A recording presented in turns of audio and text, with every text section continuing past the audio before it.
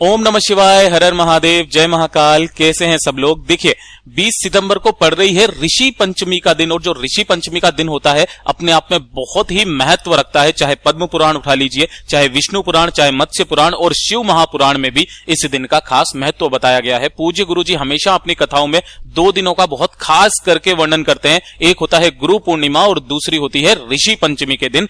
इस दिन जो भी व्यक्ति, अगर आपने जाने अनजाने में किसी भी तरीके का कोई पाप कर दिया है या आपसे जाने अनजाने में किसी भी तरीके का कोई पाप हो गया है ना, तो उसकी क्षमा याचना करने के लिए, उन पापों से मुक्ति के लिए, उनके प्रायश्चित के लिए मात्र आपको छोटा सा उपाय करना होता है। 7 बिंदी लगा देना मात्र, और आपके जो भी छोटे मोटे पाप है ना वो सारे नष्ट हो जाएंगे। अगर आपने कभी गरुड़ पुराण के बारे में सुना है और उसे पढ़ा है तो आप सबको पता होगा कि छोटे से छोटे पाप का भी जो प्रायश्चित होता है, जो उसका फल प्रदान हमें होता है, वो कैसा भयानक होता है, ये सब आपको पता होगा।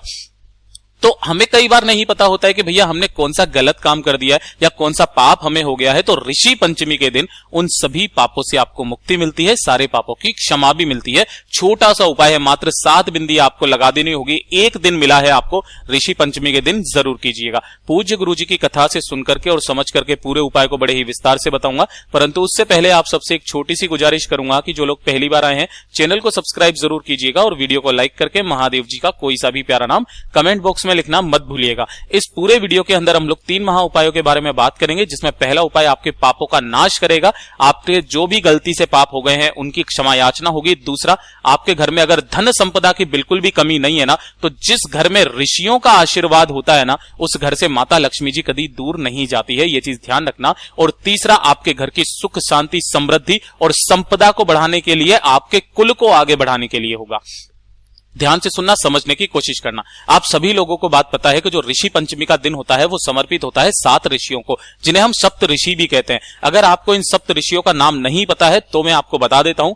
कश्यप, अत्रि, वशिष्ठ, विश्वामित्र, गौतम, जमदग्नि और भारद्वाज, ये जो 7 ऋषि है ना, ये सबसे बड़े ऋषि माने जाते हैं, देवताओं के तुल्य माने जाते हैं। इतना ध्यान रखिएगा, इन्हीं का स्मरण किया जाता है। अब ध्यान से सुनिएगा, जो पहला उपाय है, पहले उपाय के अंदर आपको करना क्या है, क्या क्या चीज सामग्री चाहिए, तो ध्यान से सुनिएगा। आपको इस तरीके से एक लकड़ी का पटरा लेना है ना, छोटा सा लकड़ी का अगर टुकड़ा भी हो ना तो इस तरीके से लकड़ी का एक टुकड़ा ले लेना है ना, लकड़ी का टुकड़ा आयताकार ले लिया। इसी के साथ में आपको लेनी होगी हल्दी। अब यहां पर जो आप हल्दी लोगे ना, तो हमेशा समझ जाया करो कि गांठ लिया करो और इस गांठ को पीस करके पाउडर फॉर्म में बना लेना। इस तरीके से हल्दी ले लेना, ज्यादा नहीं, थोड़ी सी, चुटकी भर हल्दी चाहिए। और थोड़ी सी चाहिए आपको कुमकुम, ये चीज ध्यान रखना। क्या लेना है? कुमकुम लेना है। ये दोनों चीजें हो गई। इसी के साथ आपको ऋषियों को समर्पित करने के लिए चाहिए होगा एक जनेऊ। ये आपको अपने पापों से मुक्ति प्रदान करता है, जनेऊ। ठीक है, थोड़ा सा लेना गंगा जल, और साथ ही आपको तैयार करना होगा एक दीपक, है ना। इस तरीके से एक दीपक तैयार करना। इस दीपक के अंदर ध्यान रखना, लंबी बत्ती आपको लगानी है ना। इस बार कौन सी बाती लगानी है?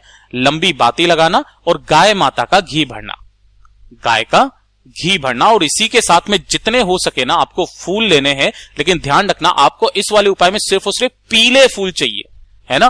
पीले रंग का बहुत ज्यादा महत्व बताया गया है। ऋषि पंचमी के दिन पीले वाले फूल ले लेने हैं। 1 लोटा शुद्ध जल ले लेना अपने घर का, है ना, ये वाला। और साथ ही साथ कोई सी भी पीली मिठाई, चाहे कुछ भी हो, आपको पीली मिठाई जरूर लेनी है। ठीक है, ये सारा सामग्री ले ली। अब जब आप ऋषि पंचमी के दिन सुबह उठेंगे ना, तो उठते वक्त में जब आप स्नान करेंगे, तो स्नान के वक्त आपको थोड़ा सा गंगाजल अपने नहाने वाली बाल्टी में डाल करके स्नान करना है, पहला काम। ठीक है, दूसरा काम, जब आप पूजा पाठ करोगे ना, तो सबसे पहले आपको जो पूजा वूजा करनी है ना वो आप कर लेना, कोई दिक्कत नहीं है। अब आपको करना क्या है कि आपको ऋषियों का पूजन अर्चन करना है, आपके पापों की क्षमा मांगने के लिए, आपके पापों से मुक्ति के लिए। तो आपको क्या करना है, इस तरीके से जो पाटा आपने लिया है ना, एक साफ सुथरी जगह करना, पानी से धो करके उस जगह पर इस पाटे को रख देना। हो सके तो इस पाटे के नीचे थोड़े से चावल के दाने या फिर गेहूं के दाने बिछा देना, उसके ऊपर इस पाटे को रख देना, है ना। अब गुरुदेव ने 2 तरीके का जो उपाय था वो इसके अंदर बताया कि अगर आपके घर में मिट्टी मिल जाती है ना, तो आपको क्या करना है, जैसे आप मिट्टी से लिंग की आकृति बनाते हो ना, उस तरीके से आपको 7 लिंग की आकृति बनानी है ना। इस तरीके से क्या बनानी है? 7 लिंग की आकृति। अगर आप नहीं बना सकते हो ना, तो आपको क्या करना है? 7 बिंदियां लगाना इस जगह पर, ठीक है ना। अब वो सातों की सातों बिंदियां किसकी होगी वो ध्यान रखना। आपको 4 बिंदी लगानी होगी कुमकुम से, ऐसे 1 2 3 और 4, है ना। और 4 बिंदी लगानी होगी आपको हल्दी से, सॉरी 3 बिंदी आपको लगानी होगी हल्दी से। इतना आपने लगा दिया। जैसे ही आप यहां पर लगा देंगे ना, इसके बाद में आपको यहां पर करना होगा जनेऊ को समर्पित, है ना। अब जनेऊ को जब आप समर्पित करते हो ना, तो एक तरीका होता है, आपको जनेऊ खोलना है और इस तरीके से पूरे पर एक ही जनेऊ आपको इस तरीके से लगा देना है। लगा देने के पश्चात आपको साइड में एक दीपक तैयार करना है। उस दीपक को तैयार करने के बाद, जला देने के बाद में आपने जो थोड़ा सा गंगा जल लिया है ना, उस गंगा जल को थोड़ा सा अपने इसी वाले कलश में डाल करके और इसे ढांक करके इसी पाटे के पास में आपको रख देना है। ये जो पाटा है ना, इसी के पास में आपको रख देना है। रख दिया। रख देने के पश्चात आपको यहां पर थोड़े से छींटे मारने होंगे, किसके? गंगा जल के। और उसके बाद में आपको धूप बत्ती वगैरह, जो भी आपने अगरबत्ती ली है या धूप बत्ती ली है, उस धूप बत्ती से आपको इनकी पूजा अर्चना करनी है। सातों के सातों सप्त ऋषियों का स्मरण करना है और अपने पापों की क्षमा याचना के लिए आपको उनसे प्रार्थना करनी है, ठीक है ना। प्रार्थना जब आप कर लेंगे, करने के पश्चात इस वाले लोटे को उठा करके आपको अपने घर के मंदिर में रख देना है ना। घर के मंदिर में रख देने के बाद जब शाम का समय आएगा ना, तो किसी भी पेड़ पौधे के नीचे अपने पापों की क्षमा फिर से वापस मांगने के लिए और धन्यवाद कहने के लिए कि मुझे पापों से मुक्त करने के लिए, ऐसा कामना करके और आपको पेड़ पौधों में डाल देना है। यकीन मानिए, आपके जो भी छोटे मोटे पाप होते हैं ना, सप्त ऋषियों का स्मरण करने मात्र से आपके सारे पाप नष्ट हो जाते हैं। यह अचूक उपाय है, सिर्फ और सिर्फ ऋषि पंचमी के दिन किए जाते हैं। ध्यान रखिएगा, जब आप इनको भोग लगाएंगे ना, तो भोग केवल और केवल पीली मिठाई का लगाना, है ना। जब भोग लगाने का समय आएगा तब आप पीली मिठाई का लगाना। अब बात कर लेते हैं दूसरे वाले उपाय की तरफ, कि अगर आपके घर में धन संपदा नहीं बढ़ रही है ना, धन कहीं से आ ही नहीं रहा है, व्यापार अच्छे से नहीं चल रहा है ना, व्यापार में भी काफी सारी रुकावटें आ रही है, या फिर नौकरी में तरक्की हो रही है, कुल मिलाकर के धन से संबंधित परेशानियां है। नौकरी में तरक्की नहीं हो रही, धन नहीं बढ़ रहा, व्यापार नहीं अच्छा चल रहा, धन नहीं आ रहा, घर में पैसा नहीं आ रहा है, तो मात्र एक बार उपाय को कीजिएगा शाम के समय पर, ऋषि पंचमी के दिन, है ना। किस दिन? ऋषि पंचमी के दिन शाम को आपको इस तरीके से एक दीपक तैयार करना होगा और इस दीपक के अंदर लगानी होगी 5 बत्ती। ध्यान रखना, ये पांचों की पांचों बत्तियां होनी जो चाहिए वो लंबी होनी चाहिए, ठीक है ना। 5 बत्ती आपको इस तरीके से लगानी है और इसके अंदर भरना होगा गाय माता का घी, गाय का घी।